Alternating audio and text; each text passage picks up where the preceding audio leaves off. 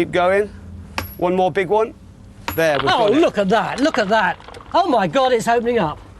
That's extraordinary. That was like a little earthquake. You just felt the whole stone move.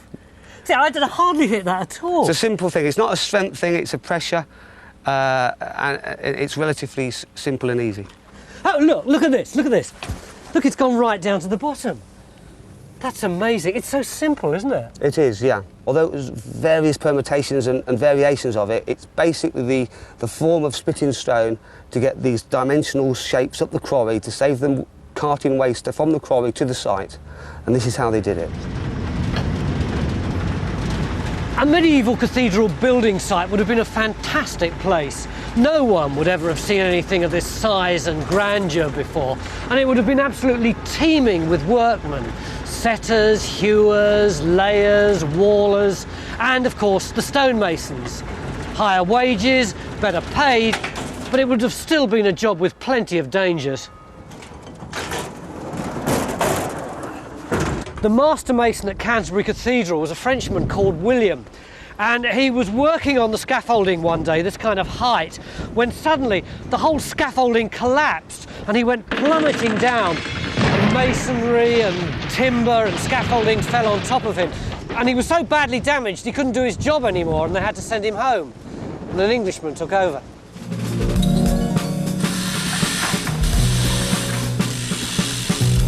Yeah, keep going up, David.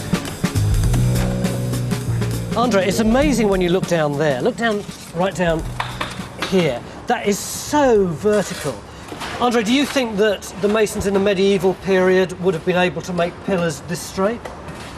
Oh, there's no doubt that in some cases they would, but largely ecclesiastical medieval buildings in this country didn't achieve that. Why not? Because over such a long period that they were built, there would have been varying different skill levels for the masons. And different people. You've built this whole thing. In 2 or 3 years. They were 80 to 90 years. Yeah, the problems might get lost, mightn't they? That's right. Something a bit dodgy. Exactly, yeah.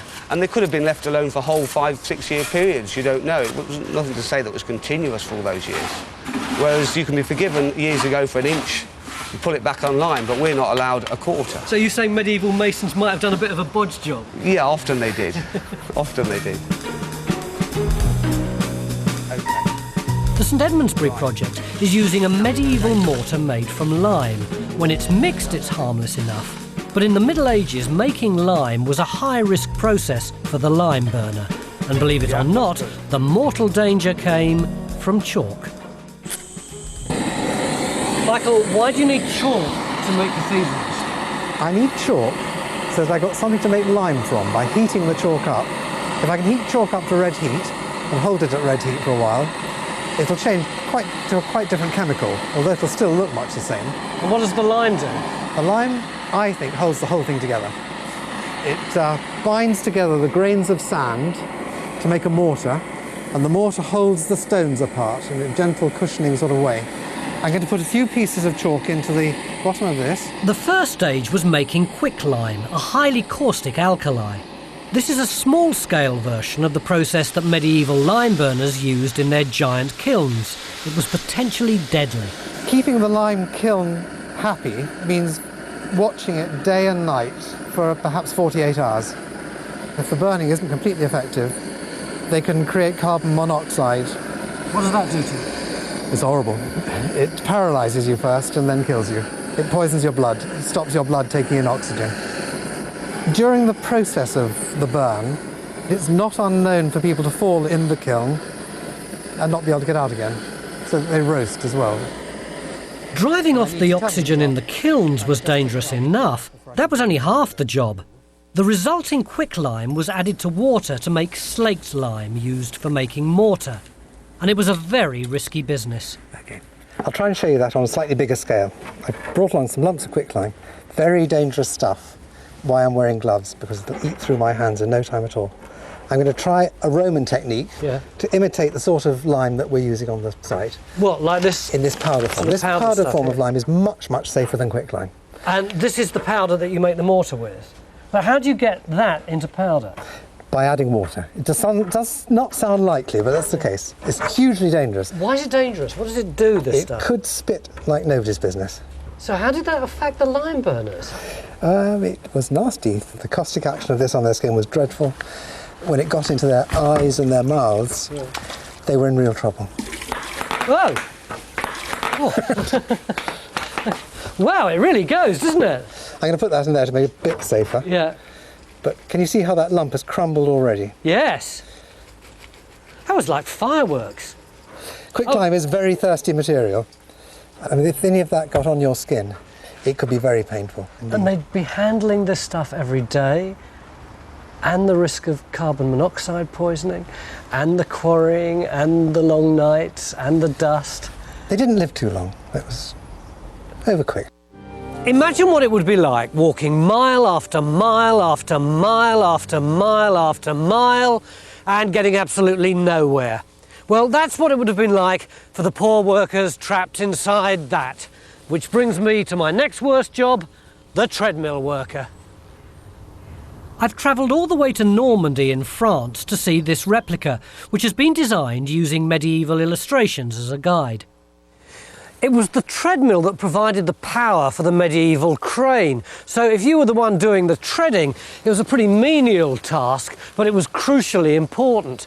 The medieval crane builders had two alternatives. They could either build a small wheel, which was pulled around from the outside, or else they could make a much bigger wheel, which was powered by two people inside.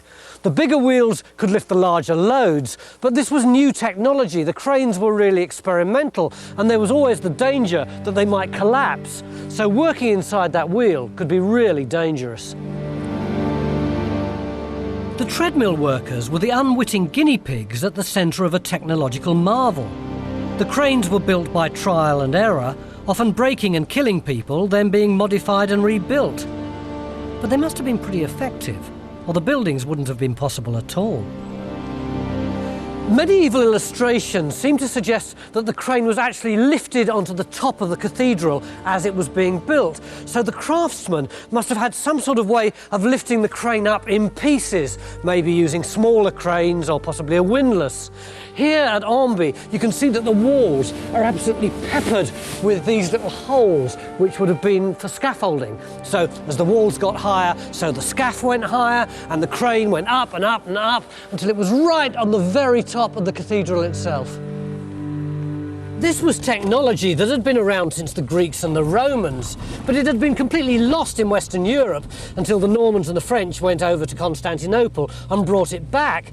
In fact, it was these machines alone that enabled the great medieval cathedrals to be built, because they were the only way that people at that time had of lifting massive blocks of stone the size of a car.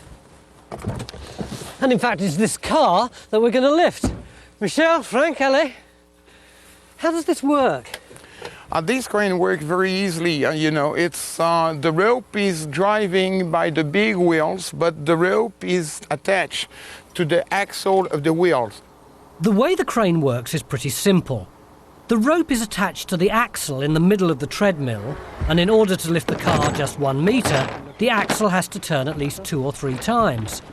Because the diameter of the treadmill is so much greater, the amount of effort you have to put in to get the car to budge is spread out over a longer distance. It's like using a low gear to pedal a bike uphill. These guys are almost ready. Shall we get in? Yes. Are you ready, guys? Michael et Franck, vous pouvez monter dans la voiture? They're getting in while it goes up. I think we'll be able to take that weight as well.